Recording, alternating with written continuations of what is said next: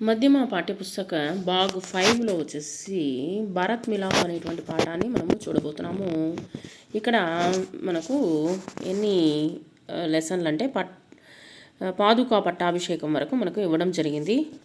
చార్ బాయి నలుగురు అన్నలదమ్ముల గురించి మనం తెలుసుకోబోతున్నాము. అయోధ్యకే మహారాజ్ దశరథ్ బడే ప్రతాపి ఔర్ ఉదార్ రాజాతే. ఇక్కడ వచ్చేసి మనము దశరథ మహారాజు గురించి తెలుసుకోబోతున్నాము.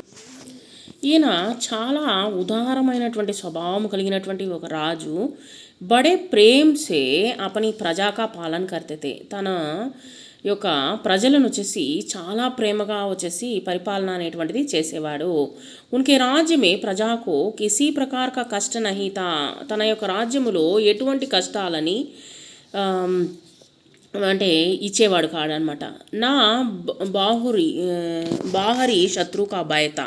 అది కాకుండా వచ్చేసి బయట శత్రువుల యొక్క భయం కూడా ఉండేది కాదు. నా చోర్ డాకు ఇంకా చోరు ఈ యొక్క దొంగలు కావచ్చు లేదా దోపిడీ దొంగల యొక్క భయం కూడా లేకుండా ఉండిందనమాట. ఇస్లే సబ్లో సుఖీతే. ఈ యొక్క రాజ్యంలో వచ్చేసి ఈయన యొక్క రాజ్యంలో వచ్చేసి అందరూ చాలా సంతోషంగా ఉండేవారు. సబ్ ప్రసన్నతే. అందరూ చాలా ఉత్సాహంగా ఉండేటువంటి వారు, హ్యాపీగా ఉండేవారు. మహారాజ్ దశరథ్ కే 3 రాణియా థీ. మహారాజ్ దశరథునికి వచ్చేసి 3 రాణులు. సబ్సే బడి రాణి కా నామ్ తా కౌసల్య. తన యొక్క మొట్టమొదటి భార్య పేరు కౌసల్య. సుమిత్ర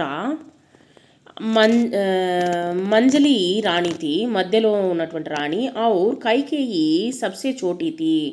కైకేయి వచ్చేసి చాలా చిన్నది. వే సబ్సే చోటీ రాణికు బహుత్ ప్యార్ కర్తే తే. ఆయన వచ్చేసి చిన్న రాణి అంటే చాలా ఇష్టం అనమాట, ఎక్కువగా ప్రేమించేవాడు. మహారాజ్ దశరథ్కే 4 పుత్ర హుయే. ఆయనకు వచ్చేసి 4 కుమారులు జన్మించారు.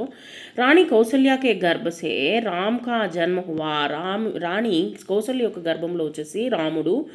రాణి కైకేయినే భరత్కు జన్మదియా. కైకేయి వచ్చేసి భరతునికి జన్మనిచ్చింది. మంజలి రాణి సుమిత్రాకే గర్భసే 2 పుత్ర ఉత్పన్న హుయే. ఇక్కడ మధ్యలో ఉన్నటువంటి రాణి సుమిత్రకు మటుకు 2 పుత్రులు జన్మించారు తన యొక్క గర్భములో. ఉన్కే నామ్ లక్ష్మణ్ ఔర్ శత్రుఘ్న రకే గయే. వాళ్ళ యొక్క పేర్లు వచ్చేసి శత్రుఘ్నుడు, లక్ష్మణుడు అనేటువంటి పేర్లు పెట్టడం జరిగింది. చారం బాలక్ బడే సుందర్ ఔర్ హోన్హార్తే. చాలా అందంగా ఉంటారు. తర్వాత వచ్చేసి 4 బాలురు వచ్చేసి చాలా అందంగా ఉంటారు, తెలివి కలిగినటువంటి వారు. రాజా ఉన్హే దేక్కర్ ఫూలే ఆంగన సమాతేతే. ఆయనకు వచ్చేసి చాలా సంతోషపడేవాడు అనమాట. ఆయనకి పట్టరానంత సంతోషం అనమాట ఆ యొక్క పుత్రులను చూసి. అయోధ్యకి ప్రజాభి ఉన్ చారోं भाइयों को देखकर ఆనంద్ సే ఫూల్ ఉఠాతే తే. వాళ్ళు వచ్చేసి చాలా సంతోషించేవారనమాట వాళ్ళని చూసి, ఆ యొక్క 4 పిల్లల్ని చూసి. రోజు సవేరే और शाम के समय उनको देखने के लिए महल के द्वार पर स्त्री पुरुषों की भीड़ लग जाती थी. అక్కడ వచ్చేసి ఉదయము సాయంత్రము పిల్లల్ని చూడడానికి అక్కడ క్యూలు కట్టుకొని ఆడవాళ్ళు మగవాళ్ళు వచ్చి చూసేవాళ్ళు అనమాట. గుంపులుగా వచ్చేసి చూసేవాళ్ళు అనమాట ఆ యొక్క కుమారులని. చారోं బాయి పడనే లిఖనే మే బి బహుత్ తేజ్ తే. చదవడము రాయడంలో కూడా చాలా తెలివి కలిగినటువంటి వారు.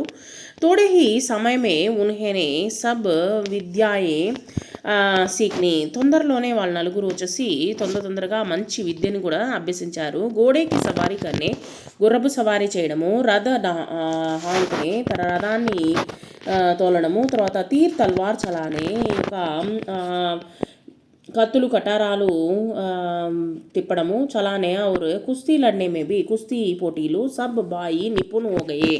4 వచ్చేసి నిపుణులుగా మారారనమాట. శీల్ స్వభావమేవే జితనే అచ్చేతే. వాళ్ళ యొక్క మంచి శీలము కలిగినటువంటి వ్యక్తులు 4. విద్య और బుద్ధి మేబీ వైసేహి నిపుణ్తే. ఏ విధంగా అయితే మంచి తెలివి కలిగినటువంటి వారు, మంచి బుద్ధి కలిగినటువంటి వారు, మంచి గుణాలు కలిగినటువంటి విద్యార్థులు, అదే విధంగా వచ్చేసి వారి యొక్క విద్యలో కూడా ఆరితేరినటువంటి నిపుణులుగా మారారు. చారోం సద్గుణం కే బండార్తే. 4 వచ్చేసి సద్గుణంతో కూడినటువంటి ఒక బండాగారము అని కూడా చెప్పొచ్చు అనమాట. అంటే ఒక సమూహం అని కూడా చెప్పొచ్చు అనమాట. అంటే అన్నీ కలగలిపినటువంటి పిల్లలు అని అర్థం అనమాట. సో రామ్ సబ్ భాయ్యోం సే బడేతే. రాముడు వచ్చేసి అందరికంటే పెద్దవాడు. దేఖ్నే మే బి సబ్సే అధిక్ సుందర్తే. చూడడానికి చాలా అందంగా ఉంటాడు. ఉన్కా